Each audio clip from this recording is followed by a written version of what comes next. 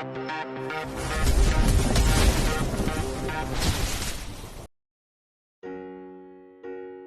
31-32. Presdir menikahi adik ipar.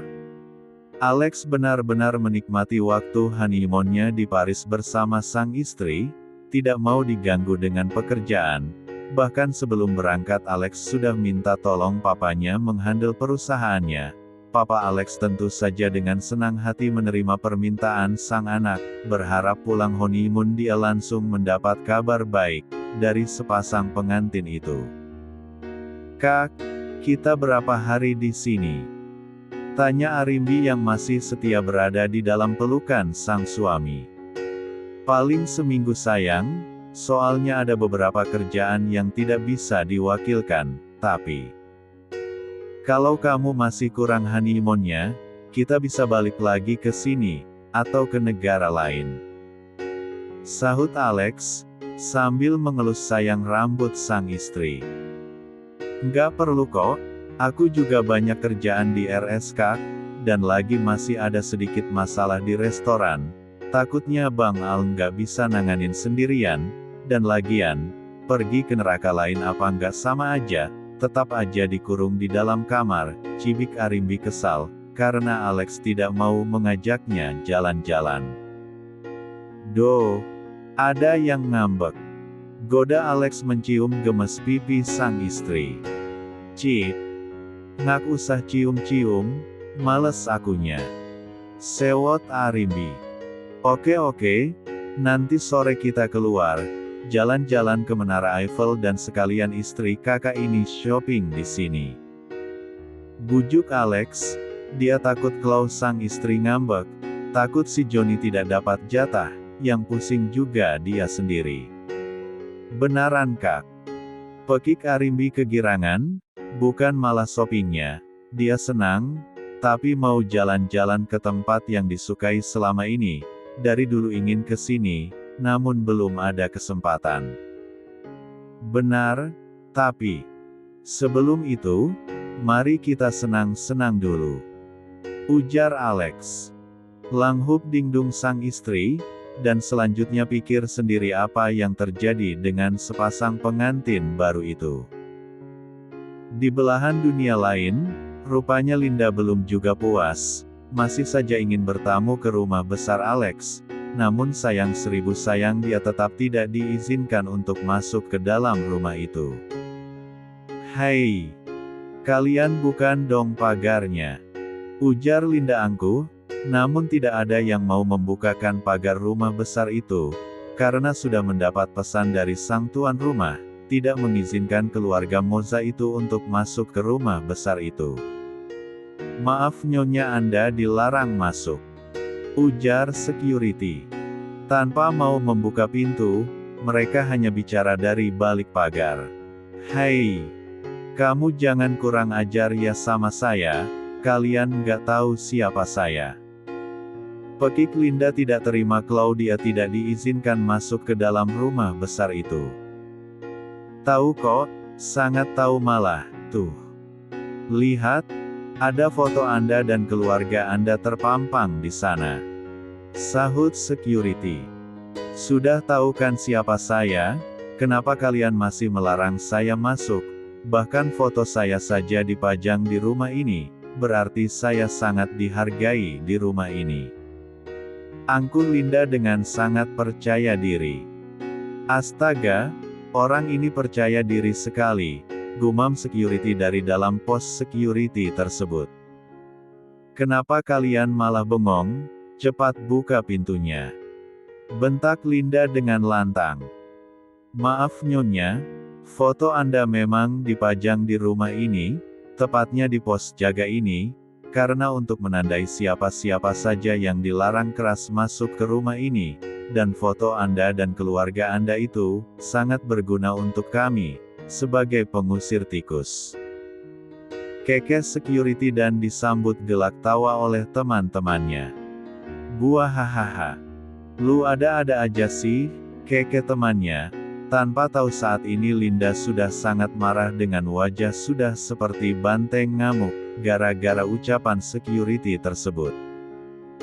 Lah, emang iya kan ini untuk penangkal tikus? Secara semenjak ada foto ini berada di sini, tikus-tikus gat jarang datang ke sini. Sahut polos security itu. Brak, kurang ajar kalian. Pekik Linda tidak terima dengan ucapan para security itu, yang mengatakan keluarga pengusir tikus. Copot, copot, copot, kaget saya. Latah security. Loh, kok ngamuk? Emang ada yang salah? Tanya bingung security itu, bukan bingung beneran, cuma pura-pura bingung tepatnya. Buka foto keluarga saya, kurang ajar sekali kalian memajang foto saya dan keluarga saya sebagai pengusir tikus, kopotin foto keluarga saya dari situ. Pekik Linda tidak terima. Jangan nyonya, sayang tahu, nanti tikus-tikus itu pada datang lagi mengganggu kami, ujar security 2 bergidik ngeri, seolah-olah takut sama tikus. Buka cepatan, saya ngaksudi foto-foto keluarga saya kalian pajang di sana. Marah Linda. Yah, jangan dongnya. Kasian kami. Melas security 1. Bodoh amat. Bawa ke sini foto-foto itu. Pekik Linda. Baiklah. Kalau nyonya memaksa, tapi kalau foto itu kami kasihkan, nyonya langsung pergi. Kalau tidak kami kembali memajang foto keluarga nyonya di sini, lebih banyak lagi. Ancam security 2. Iya, saya pergi, bawel banget kalian kayak mak-mak kurang jatah. Ketus Linda.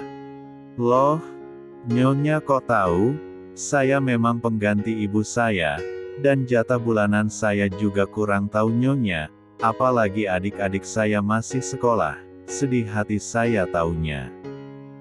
Curhat security 2. Emang saya peduli, ngapain kamu curhat sama saya? Kesal Linda. Kan nyonya tadi yang bilang saya seperti mak-mak kurang jatah, memang saya kurang jatah bulan tahu, mana tahu nyonya sudi membantu saya. Ujar security 2. Ogah. Terima kasih. Pekik Linda dan berjalan menuju ke arah mobil dan membanting pintu mobil dengan sangat keras. Jangan marah-marahnya. Nanti pintu mobilnya copot, kasian. Takut nggak bisa beli lagi, secara kan nggak jadi besan sama Nyonya Hesti. Pekik security dengan kencang, meledek Linda. Brongsek itu security, bisa-bisanya saya nggak dihargai, awas kalian. Kesal Linda melajukan mobilnya dengan sedikit kencang, karena kesal tidak bisa masuk ke dalam rumah sahabatnya, dan juga dikerjai oleh security. Hahaha. Lu bisa-bisanya ngerjain si nenek lampir. Pecah sudah tawa mereka di pos jaga itu. Abis gede gue sama dia, songong banget datang ke sini, selalu merendahkan kita, padahal mereka juga tamu. Tepatnya pengemis elit, tuang rumah aja nggak pernah kasar sama kita, sudah lama gue mau ngerjain dia, tapi takut dipecat, soalnya dia kan tamu Nyonya Hesti, nanti kalau dia ngadu bisa berabe. Teman-temannya jadi terkekeh mendengar ucapan security itu.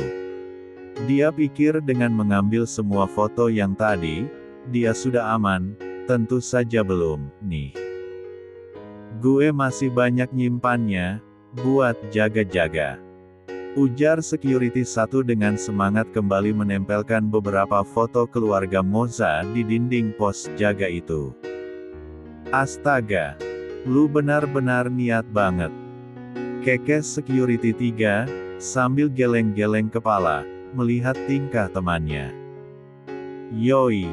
Sudah dari lama gue nunggu kesempatan ini, masa mau disia-siakan. Bab 32. Sayang. Hei, bangun pamalas.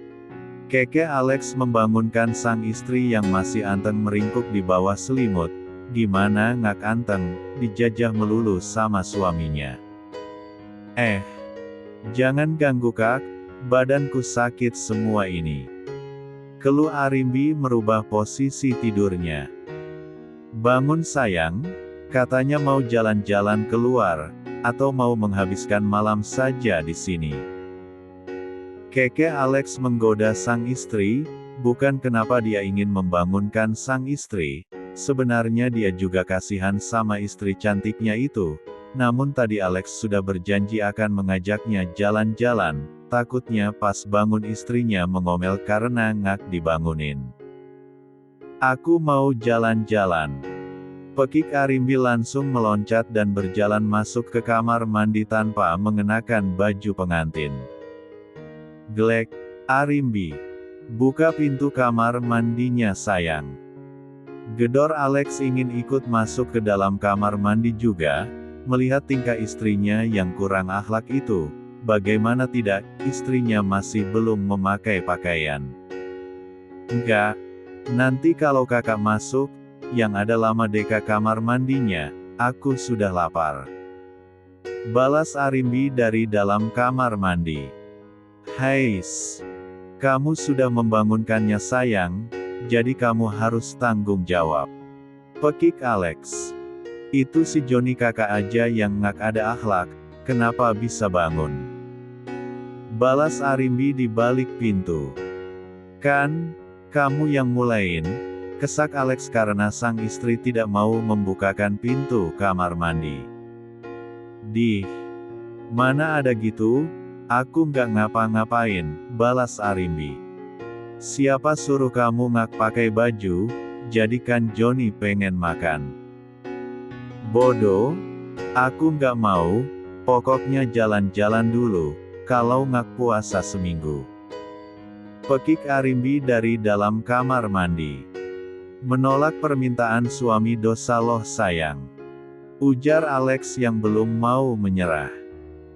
Menolak yang mana dulu nih, pagi siang malam, aku kasih terus, sekarang kakak yang dosa, maksa istri yang susah kelelahan, udah gitu istrinya dibiarkan kelaparan, ditambah ingkar janji.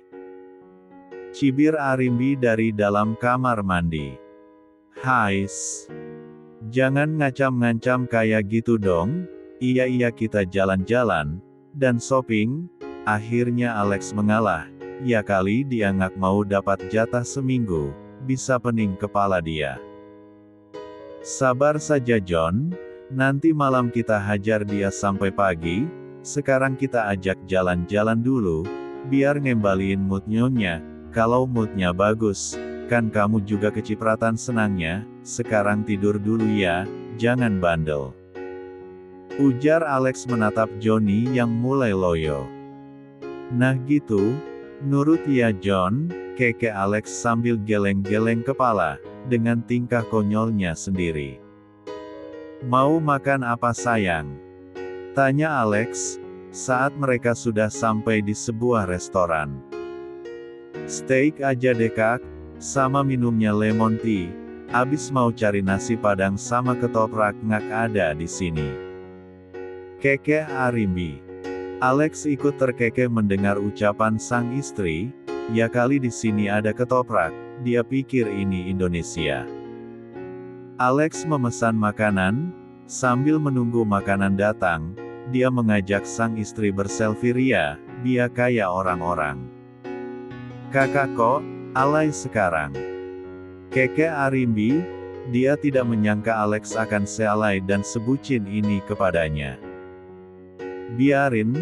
Biar semua orang tahu, Arimbi Seguela itu milik Alexio Prananta, jadi ngak boleh siapapun mendekatinya. Cibik Alex. Arimbi melongo dengan keposesifan sang suami.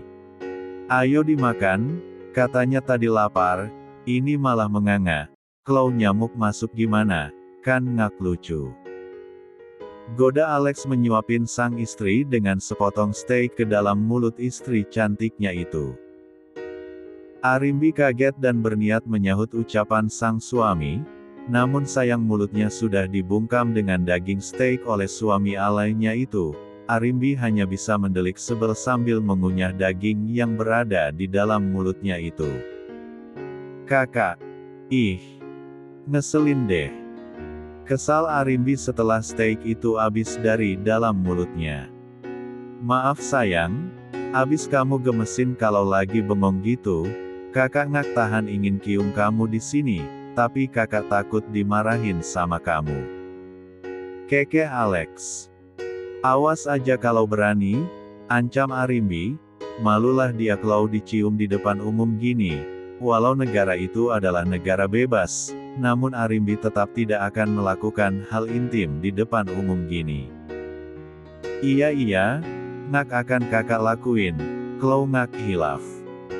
Keke Alex, mana mau dia berjanji bilang ngak, kan dia suka gemes sama pipi cabi istri cantiknya itu, suka gemes pengen dicium setiap waktu. Cih, nyebelin. Cibik Arimbi mendelik tak suka. Setelah makan siang yang kesorean itu, Alex mengajak sang istri berjalan-jalan dan bershopping ria. Di negara yang berbeda, Bella mengamuk melihat postingan Alex yang selalu memuji-muji Arimbi. Apalagi saat melihat postingan saat Arimbi membeli berbagai macam keperluan yang harga dan mereknya, tentu saja Bella sangat tahu barang-barang branded semua. Alex memposting foto mereka saat makan di restoran dengan caption, "He is mine." Alex kembali memposting foto Arimbi yang sedang menatap kagum menara Eiffel dengan caption, "She's beautiful." Tak lupa juga dia memposting foto saat Arimbi sedang memilih tas, sepatu dan baju. "Istri cantikku tahu cara menggunakan uang suami." Caption Alex itu membuat Bella semakin emosi jiwa. Ark. Sial. Kenapa anak pungut itu sangat beruntung? Harusnya gue yang berada di posisi dia. Gue nggak akan tinggal diam. Gue harus dapatin Alex kembali. Dan bagaimanapun caranya, anak pungut itu harus gue musnahin. Pekik Bella tidak terima. Kenapa lu yang ngamuk, Bel? Bukannya lu yang ingin Alex sama adik lu itu bersatu, demi bisa bersama Bian, lu tega menjebak mereka, sekarang kenapa lu marah? Ujar teman satu kerjaan Bella, dia juga ada di toilet kantor saat Bella mengamuk melihat postingan Alex. Itu karena Alex nggak jujur sama gue, dia bilang kerja serabutan, dan masa gue cuma dikasih uang 50.000 sehari.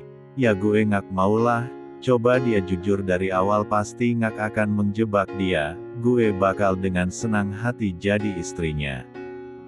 Ujar Bella tanpa rasa malu. Emang selama menikah, lu udah melakukan kewajiban lu sebagai seorang istri kepada Alex?